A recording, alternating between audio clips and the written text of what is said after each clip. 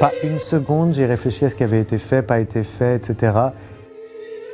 Tu peux pas être un Carsen, tu peux pas être un Chéreau. Tu peux espérer arriver à la cheville de ces gens-là, mais même pas à la cheville, aller à l'orteil, un jour, mais pas là. Donc cet espoir mis de côté, on n'a plus envie, on n'a plus besoin, on cherche juste à servir l'œuvre, on cherche à être un conteur d'histoire, on cherche à mettre en valeur ce qui nous apparaît comme étant l'histoire, les émotions et la force de l'œuvre.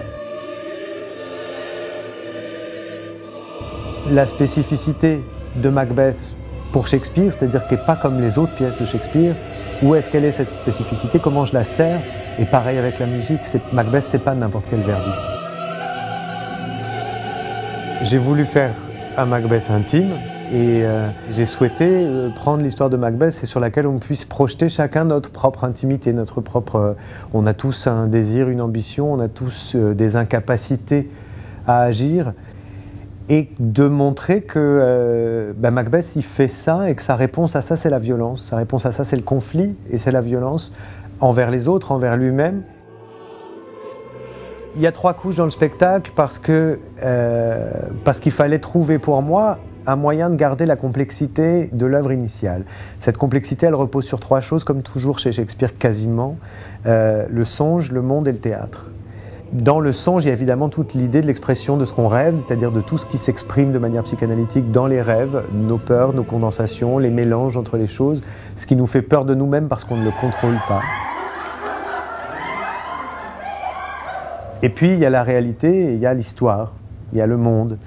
Et c'est vrai qu'au milieu de tout ça, il manquait quelque part un metteur en scène, il manquait une sorte de Tadeusz Kantor qui viendrait sur le plateau déplacer les choses.